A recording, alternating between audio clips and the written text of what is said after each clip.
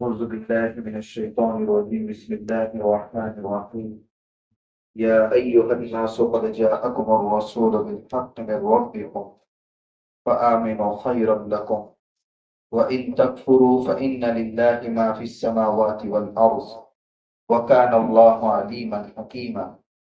اے لوگو، تمہارے پاس رسول حق بات کو لے کر آ چکے تمہارے رب کی طرف سے، تم ایمان لاؤ، یہ تمہارے لیے انجام کے اعتبار سے بہتر ہے، اور اگر کفر اختیار کرو تو اللہ کو کیا ضرورت ہے؟ اللہ تو ان تمام چیزوں کا مالک ہے جو آسمانوں میں ہے اور زمین میں ہے، اور جو ایمان لاتے ہیں اللہ خوب جانتے ہیں اور حکمت والے بھی ہیں۔ اس سے پہلے چھٹے پارے کے پہلے صفحے کے اندر بتایا تھا کہ یہ اہل کتاب یہودی جو نہ ماننے کی نیت سے حضور سے ایسے معجزات کا مطالبہ کرتے ہیں کہ موسیٰ علیہ السلام کو پوری کتاب ایک ساتھ دی گئی، تو تم کو قرآن ایک ساتھ کیوں نہیں دیا گیا؟ ہم تمہاری بات نہیں مانیں گے۔ تو اس کا جواب دیا گیا کہ ان کے باپ دادا بھی ایسے ہی تھے، اس سے بھیانک سوال موسیٰ علیہ السلام سے کرتے تھے، لہذا آپ کو اس سے ناراض ہونے کی ضرورت نہیں۔ دوسرا جواب تیسرے صفحے کے اندر یہ دیا گیا کہ اہل کتاب یعنی یہودیوں سے خطاب کیا گیا کہ نوح علیہ السلام، ابراہیم علیہ السلام، حضرت اسماعیل علیہ السلام، حضرت اسحاق علیہ السلام، یہ سارے انبیاء بنی اسرائیل ہیں، اور ان کو اس انداز سے کتاب نہیں دی گئی جس انداز سے موسیٰ علیہ السلام کو دی گئی، پھر بھی تم ایمان لائے اور ان سے یہ مطالبہ نہیں کیا، تو اللہ کے نبی صلی اللہ علیہ وسلم سے یہ مطالبہ کیوں کر رہے ہیں؟ پھر آخری درجے میں چونکہ بات ماننی نہیں تھی تو حجت تام کرنے کے لیے اللہ نے فرما دیا، اے لوگوں، رسول محمد صلی اللہ علیہ وسلم اللہ کی طرف سے شریعت اور اس پر معجزات دلیل کی شکل میں تمہارے پاس لے کر کے آئے گا، اور سب سے بڑا معجزہ قرآن، لہذا بہتر یہ ہے کہ تم اس پر ایمان لاؤ، اگر لا چکے ہیں تو استقامت کے ساتھ اس پر قائم رہو، اور اگر کفر پر اڑے رہنا ہے تو اتنے عظیم بادشاہ کو جس کی سلطنت میں پورا آسمان اور آسمان میں فرشتے، زمین اور زمین کے تمام جانور، انسان، تمام اللہ کے قبضے قدرت میں ہے، اتنے بڑے بادشاہ کو تمہارے کفر سے کیا نقصان پہنچے گا؟ اس لیے اللہ کو تمہارے ایمان کی بھی ضرورت نہیں ہے۔ وَكَانَ اللَّهُ عَلِيمًا، جو ایمان لائے ہیں اللہ ان کو جانتا ہے، حکیمہ، اور جو انکار کرتے ہیں فوری طور پر ان کو سزا نہیں دیتا تو اللہ حکمت والا ہے کہ ان کو ڈیل دے رہا ہے، اور دنیا دار السزا نہیں ہے، یہاں جزا بدلہ دیا جائے، بدلے کا دن آخرت کا دن ہوگا، یہاں تو دار العمل۔ پھر اس کے بعد ان کو کہا گیا اہل کتاب کو، اور اس میں خصوصاً جو غلو فی الدین کے شکار تھے، اے اہل کتاب، دین میں غلو اختیار مت کرو۔ یہ لفظ اور یہ آیت بہت اہم ہے۔ دین میں غلو کا مطلب یہ ہے کہ شریعت نے جس چیز کی جو حد متعین کی ہے اس سے آگے نہیں بڑھنا، اس کو کہتے ہیں غلو۔ اپنے دین میں تم غلو مت کرو۔ عیسائیوں نے بھی غلو کیا اور یہودیوں نے بھی غلو کیا۔ عیسائیوں کا غلو یہ تھا کہ حضرت عیسیٰ علیہ السلام کو نبی اور رسول کے درجے سے خدا کا درجہ دے دیا، یہ دین میں غلو ہے۔ بہت سی مرتبہ انسان جذبات میں اور عشق کے نام پر مغلوب ہو جاتا ہے، اور پھر ایسی حرکتیں کر بیٹھتا ہے کہ خود اللہ کے نبی صلی اللہ علیہ وسلم کی شریعت کے خلاف ہوتی ہے، اس کو کہتے ہیں غلو۔ یہودیوں کی طرف سے غلو یہ ہوا کہ اللہ کے رسول کو نعوذ باللہ واجب القتل تک مانتے تھے، یعنی حضرت عیسیٰ علیہ السلام کے قتل کے دربے ہو گئے، یعنی اللہ کے نبی کی اتنی توہین، یہ کہتے ہیں اس کو بھی غلو۔ دین کے تمام شعبوں میں کبھی کبھی غلو آ جاتا ہے، یعنی حد سے تجاوز کرنے لگتا ہے انسان، جس کی وجہ سے شریعت کی جو اوریجنل شکل ہوتی ہے وہ دب کر کے رہ جاتی ہے۔ اس لیے بدعت شریعت میں سخت گناہ کہا گیا، وَكُلُّ بِدْعَةٍ ضَلَالَةٍ، ہر بدعت گمراہی ہے، وَكُلُّ ضَلَالَةٍ فِي النَّارِ، اور ہر بدعت اور گمراہی انسان کو جہنم کی طرف لے جاتی ہے۔ تو دین میں غلو پسندیدہ نہیں ہے۔ اللہ کے نبی صلی اللہ علیہ وسلم نے شریعت کے تمام شعبوں میں ایک حد متعین کر دی ہے، پھر اس میں غلو اچھا نہیں۔ کہا گیا انما المسیح عیسی ابن مریم رسول اللہ و کلمۃ، یہ عیسیٰ علیہ السلام کے بارے میں غلو کرتے تھے تو ان کو کہا گیا کہ عیسیٰ علیہ السلام اللہ کے رسول، ان کو خدا اور خدا کا جز مت کہو۔ ہارون رشید کے زمانے میں ایک شخص آیا اور اس نے اس عالم دین سے سوال کیا کہ اللہ تعالیٰ نے حضرت عیسیٰ علیہ السلام کو کہا ہے روح من، یعنی اللہ کی طرف سے حضرت عیسیٰ علیہ السلام ایک روح ہے، تو اس کا مطلب یہ ہوا کہ خود خدا کا جز ہے، اس لیے ہم خدا کو ایک مانتے ہیں اور توحید کے قائل ہیں۔ وہ لوگ یہ کہتے ہیں اقنوم ثلاثہ، یعنی نعوذ باللہ حضرت جبرائیل علیہ السلام، حضرت عیسیٰ علیہ السلام اور اللہ تعالیٰ، یہ تین ذاتیں مل کر کے ایک خدا ہے۔ تو حضرت عیسیٰ علیہ السلام کو خدا کا جز مانتے ہیں اور اسی آیت سے استدلال کرتے ہیں۔ تو اس عالم دین نے جواب دیا کہ اللہ تعالیٰ نے قرآن میں فرمایا کہ اللہ نے آسمان اور زمین کو پیدا کیا، اور یہ آسمان اور زمین اور اس کی تمام چیزیں اللہ کی طرف سے ہیں، وہاں بھی منہ کا ہی لفظ ہے، تو کیا آسمان زمین بھی خدا کا جز ہو گئے؟ اس جواب سے اتنا متاثر ہوا کہ مسلمان ہو گیا، اس نے اسلام قبول کر لیا۔ تو قرآن کے کچھ کلمات اور آیات ایسی ہیں جو متشابہات سے تعلق رہتی ہے، انسان کی عقل کمزور ہے، ان الفاظ کی کما حق تفسیر سمجھ نہیں سکتی، اس کو ہم اللہ کی شان پر چھوڑ دیتے ہیں۔ جیسے الرحمن علی العرش استوى، رحمان کی ذات عرش پر مستوی ہو گئی، بھئی عرش کہاں بنا ہوا ہے، اللہ تعالیٰ اس پر کیسے بیٹھے؟ ظاہر سی بات ہے اللہ کی ذات تو لامحدود ہے، ایک مکان میں سما نہیں سکتی۔ تو یہ چیزیں انسان اس دنیا کے اندر نہیں سمجھ سکتا، بلکہ ہمارا عقیدہ ایسے آیات پر یہ ہوتا ہے بھئی جو باتیں قرآن نے بتائی میرا اس پر ایمان ہے، اس کی کیفیت کیا ہوگی؟ یہ اللہ کی شان ہے۔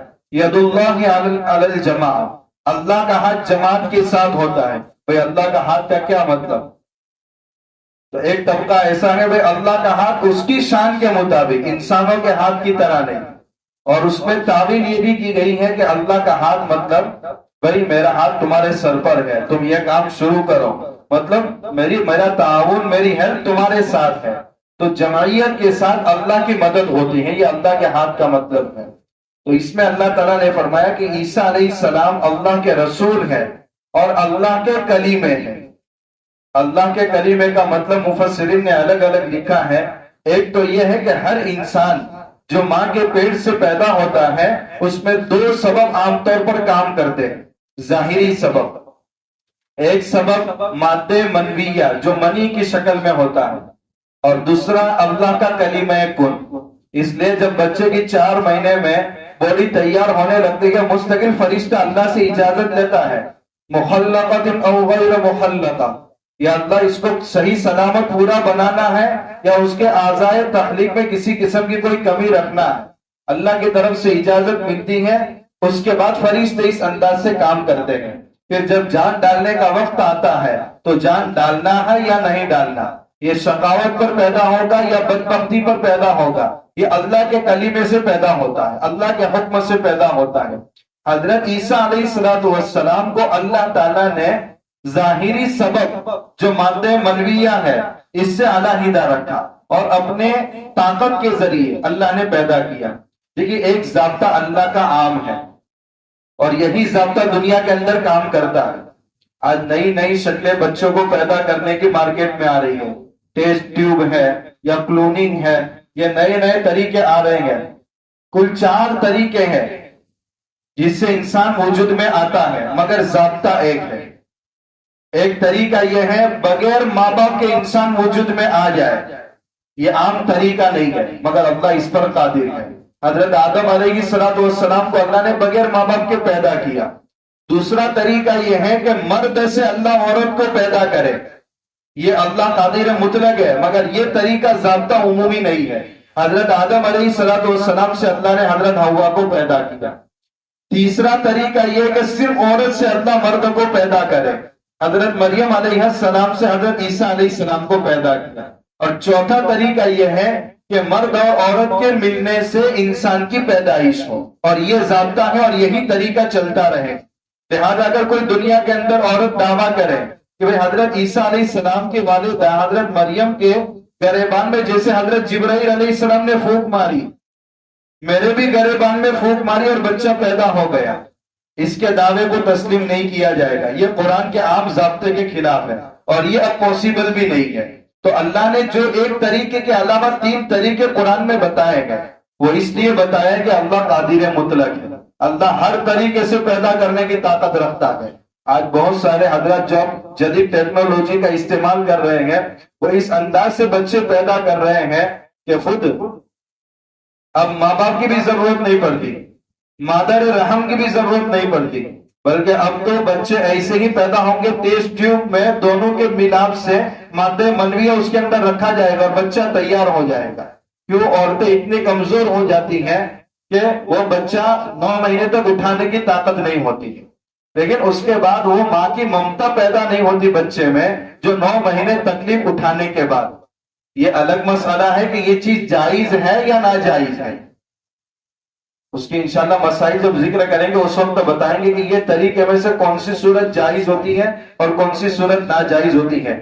اس کے فوائد بھی دنیا کے سامنے بیان کیے جاتے ہیں کہ بہت سارے دنیا میں ایسے انسان ہیں کہ لا ولد ہے، اولاد نہیں ہو رہی ہے، پیچھے کھانے والا کوئی نہیں ہے، تو وہ غم کی زندگی گزارتے ہیں، تو ان کے لیے تو آسانی ہو گئی یہ جدید طریقے سے۔ تو کون سا طریقہ حلال ہے کون سا طریقہ حرام ہے وہ موقع پر تفصیل آئے گی۔ وہ کلیمتہ ہو، یہاں اللہ تعالیٰ نے اپنے کلیمہ کن سے مادہ منویہ کے بغیر حضرت عیسیٰ علیہ السلام کو پیدا کیا۔ اس کا یہ مطلب نہیں ہے کہ حضرت عیسیٰ علیہ السلام نعوذ باللہ اللہ کا جز بن گئے۔